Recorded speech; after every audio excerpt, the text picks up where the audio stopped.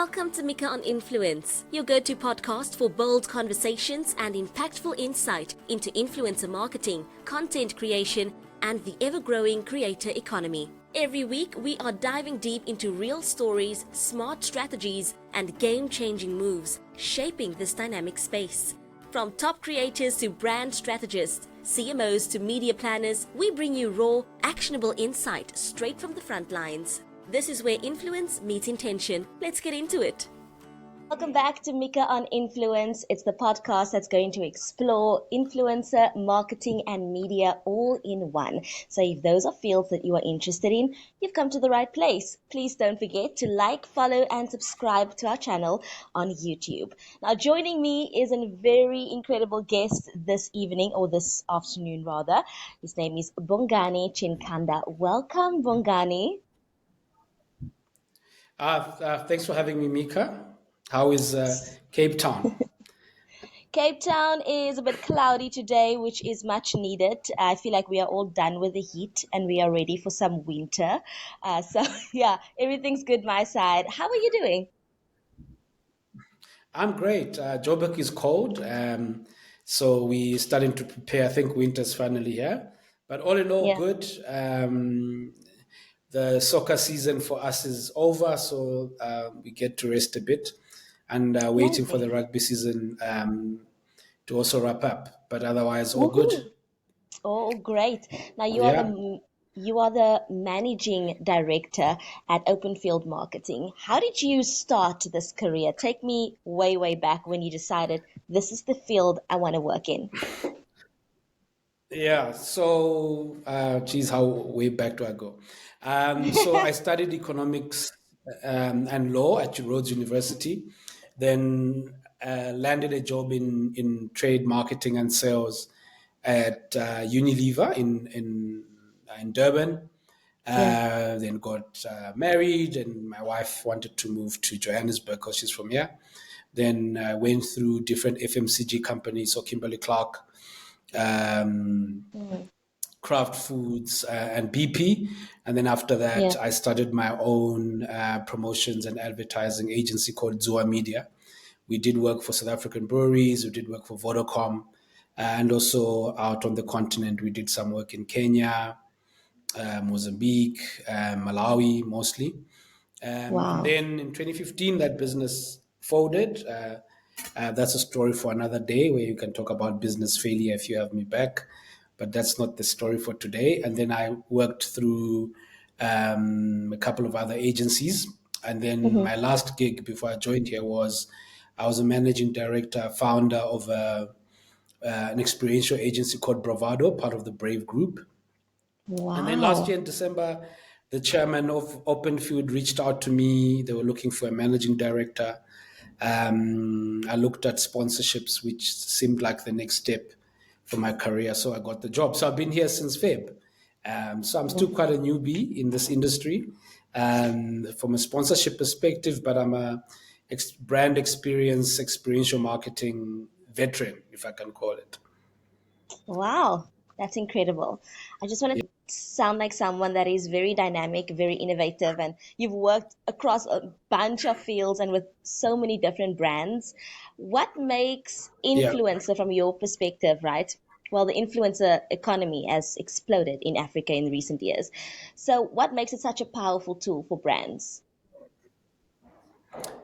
So I think influencer marketing has always been at the core of Africa and the Mm-hmm. African economy and culture. So when you think about when I grew up in Malawi, I would go to my grandmother's and she would tell me stories about um, witches, brides, and storytelling is a big thing on our continent. Okay. So when you think about what influencer marketing is about, how do you leverage somebody's experience and life story Yeah. to Mm. to advertise for you? So it's about storytelling. Mm-hmm. So that's why I believe it's really, really exploded. And it's the authenticity of African stories that makes influencer marketing quite exciting on the African continent. So that's how I look at it. And obviously, with the advent of digital marketing, Yeah. And now, especially with the growth of TikTok, it's just taken it one step higher. I Yeah. always talk about when you think about stock fails, right? Mm. In the townships, you've got Umama, who's always great at telling you about the best deals, where to buy what. Then during the struggle you had, Uncle Tom, who used to stay around the corner and he would tell you stories about the struggle and what's going on. And so it's always been like that, right? And now we've Yeah. just commercialized it and made it Mm. more interesting. And content creators are making income off it, which is amazing. Yeah. That is amazing. Then you've also written about elevating creativity in influencer marketing. How do you see influencers Yes. fitting into that specific vision? Yeah, so the challenge that I've got firstly with influencer marketing, with some clients, not all of them, is that they chase numbers, right? Mm-hmm. And ultimately they'll get a whole bunch of influencers, create a campaign because they want to trend, and they end up not trending, or they trend and the trend goes, and ultimately the campaign falls flat, right? So how we need to elevate it, and I'm seeing other brands doing it, is about how do you marry my life story? So, for example, with me, I am endurance athlete. So, I'm training Yeah. for Ironman now. I've done 3-day mountain bike races. Um, Wow. and I'm a proponent of mental health because I suffered from depression and anxiety. So those are my values, and that's my brand, right? So how do you Mm-hmm. marry that and with what you're trying to do? So don't go onto Right. my Instagram and say, "Oh no, Bongani posts great things. He's got 1,500 followers. We think he can reach our target market." So how you elevate it is really, really digging deep and marrying the story and the values of the influencer with your brand. And that's when it becomes authentic and genuine in terms of influencer marketing. So that's what I talk about from elevating influencer marketing perspective. That's very interesting that you mentioned that because I noticed in your LinkedIn profile, you also talk about lessons you've learned from your mother and you incorporate the power of positivity. So, how have those personal Yeah. values worked for you and your approach in the marketing world? Yes. Yeah. So talking about my mom, right? I remember posting that just how she's this entrepreneur in a rural area in Malawi. Mm-hmm. And she was a nurse and she got retrenched. I don't even remember. I think before I finished high school. And they gave her a measly, I mean, when you think about the currency now, I think her Mm. retrenchment package was 1,000 rand then. And Oh, she's managed to grow a wholesaler. She's got a maize mill. She's extending her shop. She's got small shops renting. And just from a resilience perspective, and how she has managed to build that business and keep it going through all cycles of the economy in Malawi is just amazing for me. And those are not, so she's not an Elon Musk, she's not a Steve Jobs, she's just this woman who's there in our community, employing and providing for the community. And those are the stories that we don't talk about because we all want yeah. the big, I created this, Mm. which is fun and it's got its place. But I think I've learned more from my mother in terms of business and resilience Hmm. than anybody else. I've read quite a lot of business books, as you can see. I've got business people up here I who see. motivate me every day.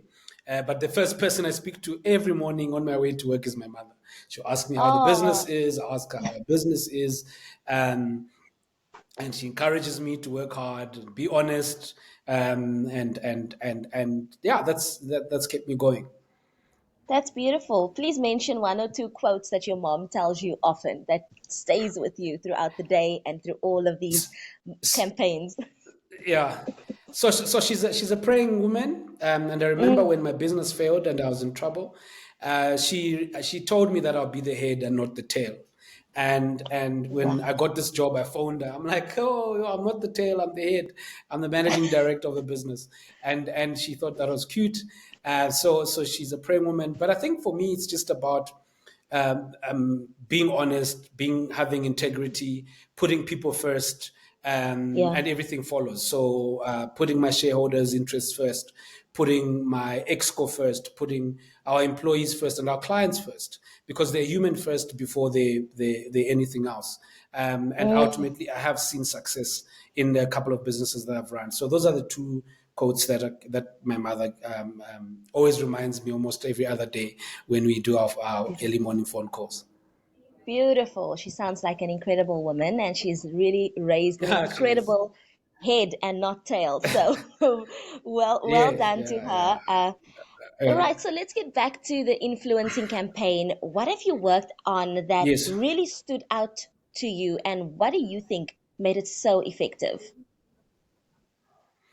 So I think one of the big influencer campaigns that we worked on was a net bank campaign, which we called Hype Your Hustle.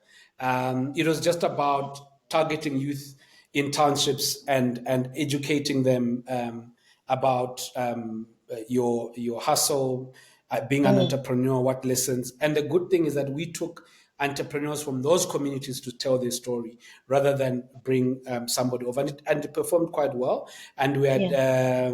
Mushe as our influencer in that campaign, very relatable, multilingual. So when he was in Soweto, he would understand it. When we went to Kailicha, he would speak in terms of that language. When we went to Durban, it was like that. So for me, that was one of the great campaigns that I've worked on from an influencer perspective. Yeah.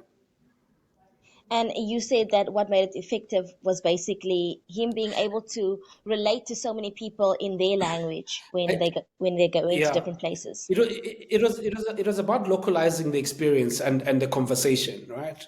Because Mm, what I think brands don't do is that they don't localize and meet me where I am, especially for young South Africans. So when you think about the struggles, I mean, you in Cape Town, the struggles in the mm, Cape Flats and the struggles in Umlazi and the struggles in Soshanguve are very different, right?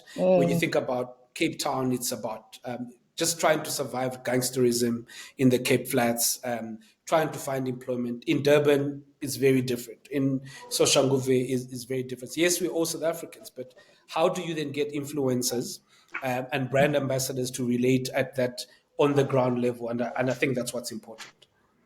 Wow, that is important. All Yeah, right, let's switch yeah, gears just a little bit. Looking forward, sure. how do you think artificial intelligence, since it's booming right now, we see it everywhere and it's definitely making its way into the influencing market in a big way. How Yes, do you think yes. AI and emerging technologies will reshape the influencer market? Yeah. So yesterday I was listening to a podcast by Professor Scott Galloway. He's Okay. he's he's quite a guru in marketing, and they were talking about the OnlyFans business is about to get acquired for some ridiculous amount, right? And Oh. and we all know that OnlyFans is more of a porn site than anything Mm, else, but they mm-hmm, package it as something. And I liked what he said, which said that you could what you could do is artificial intelligence can separate the costing model. So you've got the human experience mm, from an OnlyFans perspective, but then you can have the artificial intelligence experience, which could be a cheaper model, right? Which I found quite interesting. So when you think about an influencer like Pamela Mtanga as an example, not that she's on OnlyFans, but she's quite great in terms of being available everywhere and interacting with different brands. But sometimes she can't be in multiple places at once. So what yeah. artificial intelligence could do is that she could create either a speech or a presentation and be able to charge less than she charges her human presence. And I think companies will get to pay for that. So I think that's how artificial intelligence is going to change influencer.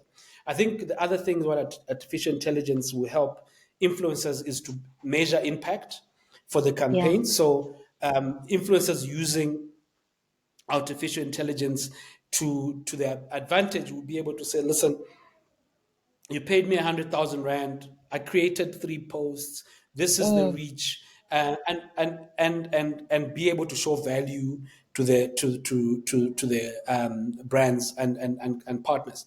The last part is about hyper personalization, right? So I can be in a room, and being able to have a conversation at a very personalized level to the target market. So if we're speaking to golfers as an example, we'll be able Mm, to narrow it down using artificial intelligence to those that are the novice and all the way to the professionals, and being able to target them and having a different conversations and creating multiple mm. pieces of content.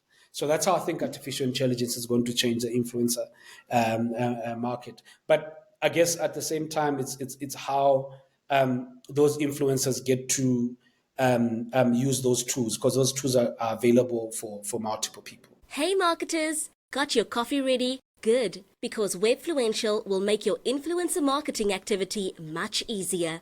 As Africa's top creator platform, trusted by brands in over 130 countries, we are built to deliver results at scale. Our AI-powered matching finds you the perfect creators, and our end-to-end system takes care of the nitty-gritty, like contracts, payments, you name it. Plus, real-time dashboards gives you the numbers that matter: cost per acquisition, return on ad spend, and actual sales lift. Ditch the spreadsheets and get a platform that turns influence into revenue you can count on. Sign up or contact the team at webfluential.com and see the difference for yourself.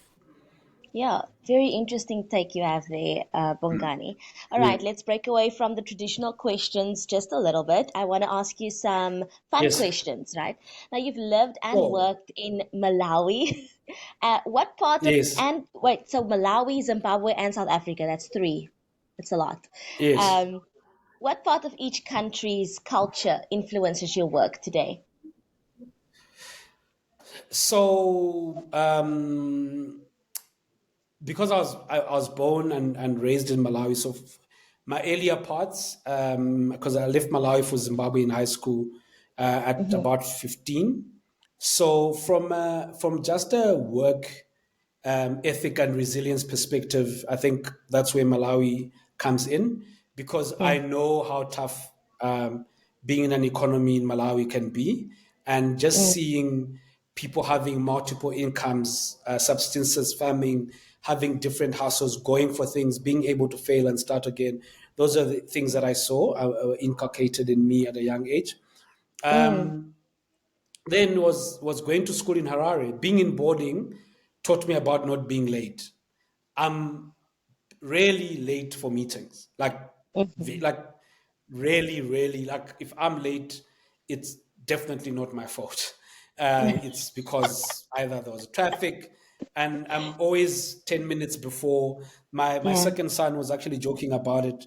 I don't know where I was picking him up, and the people there actually, yeah, he was in Harties for a sleepover, and we were Mm, supposed to fetch them at 11:30 or whatever it was.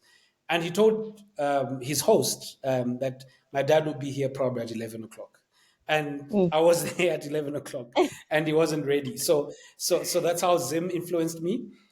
mm, I think South Africa for me, alive with possibility.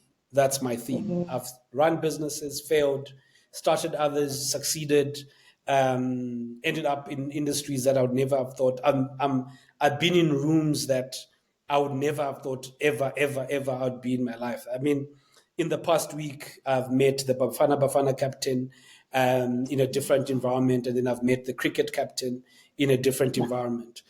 So mm, when I speak about alive with possibility, that's what South Africa gives me. And the crazy part is, if anybody was to ask me where would I want to live in the world, it's Johannesburg. I don't want to go anywhere mm. else, Oh, because this is love where that. the heartbeat is. I like Cape Mm, Town yeah, for holidays, but just it's in terms great. of business, Mm. moving, Joburg is a place for me. I mean, you're definitely a force when it comes to this industry. The fact that you can take from so many cultures No, and just incorporate it. yeah, That's pretty cool. Pretty cool. thank you, All right, thank next you. question. If your career was Yeah, to be turned into a Netflix documentary, what would the title be yes. and who would narrate it? Um, Jesus, who would narrate my story? Um, Thinking I Morgan think Freeman. I think I would like a Morgan. Yeah, Morgan Freeman. Yeah, you got it. I think Morgan Freeman. Yeah, yeah, yeah, yeah. He was born in Malawi. Oh, I I think can Morgan see it. Freeman. You can see it, right? Mm-hmm. I think the title would be "Keep Pushing." Um, Keep you pushing. fail, you start again, and you fail Mm, again, and you grow, but you just don't mm, stop the hustle. Because for me, I relate my endurance athlete world with business in that you mm, get to a point where I mean, last year with my friend Alex, we did a 3 day race called Sunny to Sea. It's a mountain bike race from the Sunny Pass in the Drakensberg to Scottsboro. And on day three, you just want to get off the bike. You're tired, mm. but you've got about it's 90 kilometers in the last day.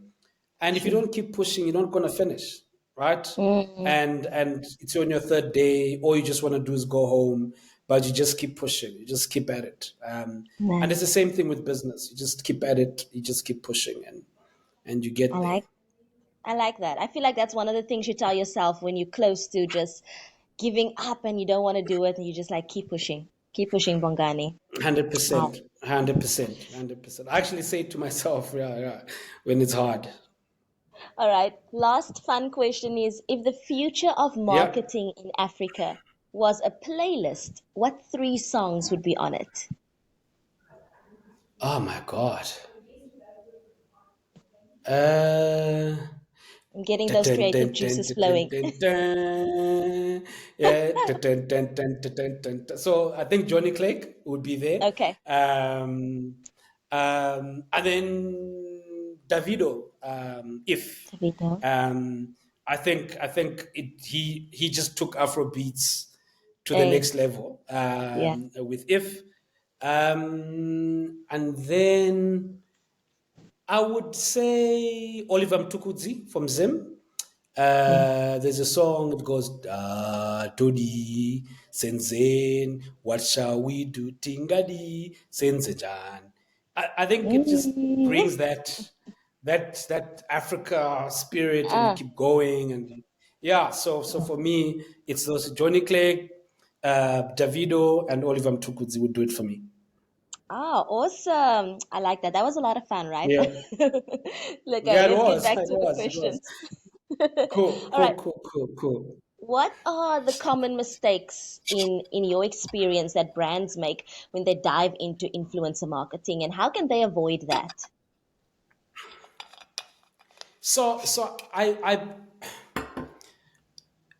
I think we leave this is going to be a controversial statement, and some of my clients will agree and some might not. I think marketing people have moved away from their brands competing with each other to Mm, them as personalities competing against each other, right? okay. And as they compete against each other as personalities, they're making the wrong decisions in terms for their brands. So they will get Mm, influencers to endorse the product, but they don't use the product, right? So then you find a situation where you've got a high earning influencer endorsing uh, um, entry level banking brand or entry level insurance product, and you're like, but how? Like, yeah. So when I think about Connie Ferguson with Asapo, right? Mm, Like, I don't think maybe she might use the product, maybe, but mm, she's not. She's quite a premium personality, and Asapo is a mass brand. I understand the whole generations thing, but we've moved away from that, right? Um, yeah.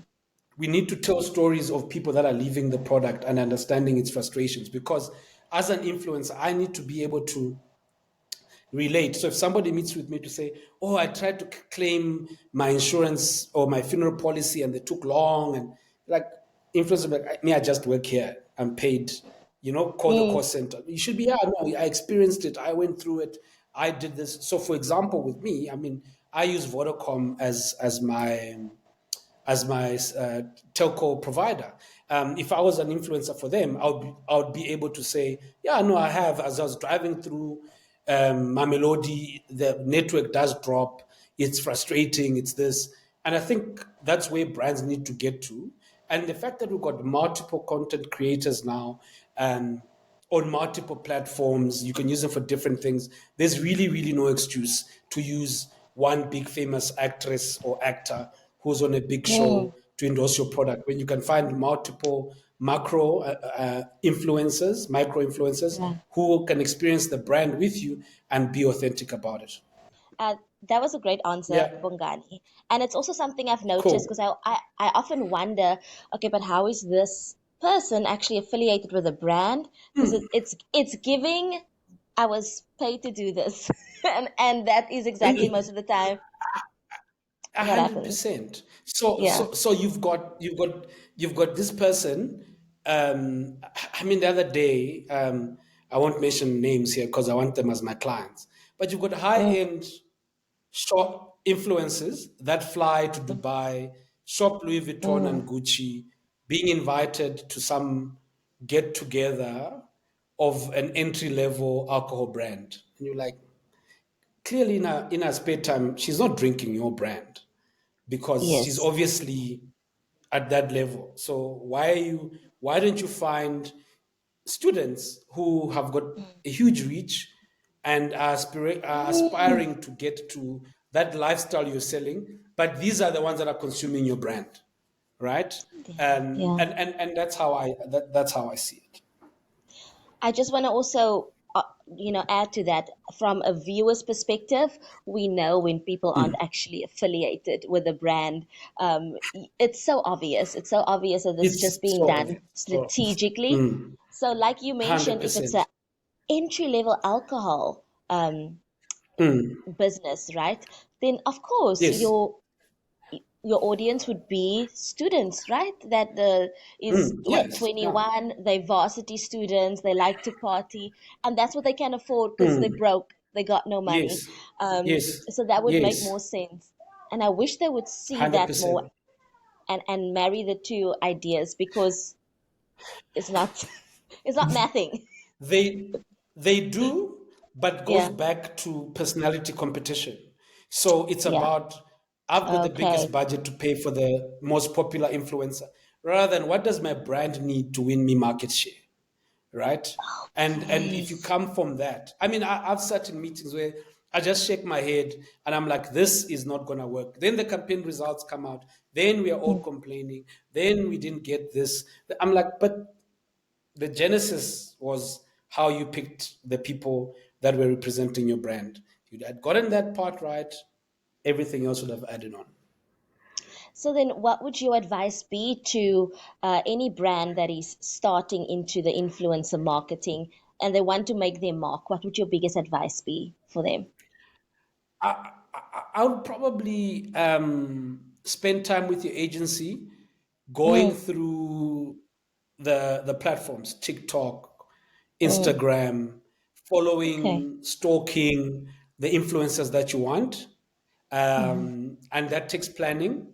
Get advice from influencer agencies, and just pay them for the advice, right? mm-hmm. They don't need to manage your influencers for you, but they understand that space. So then after that, then you even test um, uh, uh, um, you do A/B testing with different influencers, because Yeah. now you can target a certain market, can target a certain area, geolocate it, test, see the results, and then launch it nationwide. But then again, I'm being too ambitious because most clients are too busy to plan. And when the brief comes, it's let's go. We need to go now, pick somebody, or they've got 50,000 followers. That's the right person for us. Let's go. Wow. That's very interesting. I like how you think, and I really can, I can hear and I understand what you are saying, which is Yeah, important. Makes so cool. much sense. Why is not everyone not listening to Bongani? I don't know. I don't understand what's going on. No, don't say. Hopefully, You put I'll me in send it to a trouble. few You put me brands. in trouble with my clients. I like stirring Cool. the pot just a little bit. All right, Bongani, Yeah. lastly, just to wrap it up, if you could Yes. sit down with any influencer, dead or alive, or any marketer for a dream Hmm. podcast episode, who would it be and what would you ask them? I would sit with David Ogilvy right here, Hey, David. and just and then Steve Jobs. Those are the Steve two Jobs. minds out, because the one guy was a Mm, product marketer. mm, Steve Jobs just knew, loved product, loved design, and was able to market products. mhm. And David Ogilvy was the advertiser.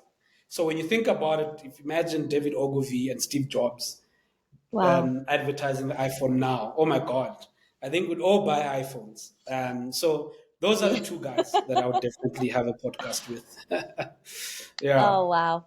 I've had so much fun talking to Cool. you. I've learned a lot. I really Yeah. like how your brain Cool. works.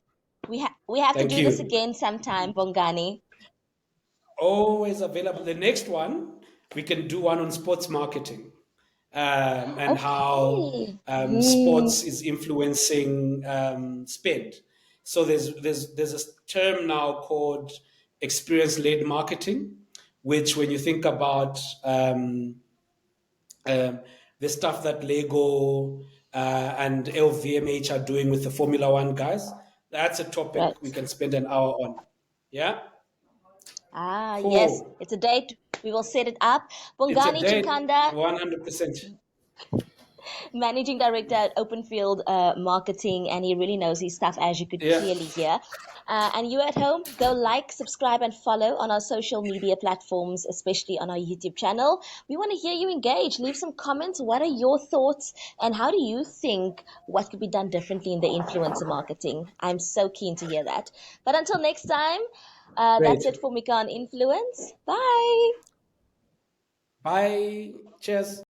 That's a wrap on this episode of Micka on Influence. I hope you're walking away with fresh insights and new ideas to level up your influencing game. If you loved what you heard, don't forget to subscribe, follow, and like, and also share with your network. Join the community obsessed with mastering the art and science of influence, because in this space, we don't just follow trends, we create them. Until next time, keep creating, keep connecting, and stay influential.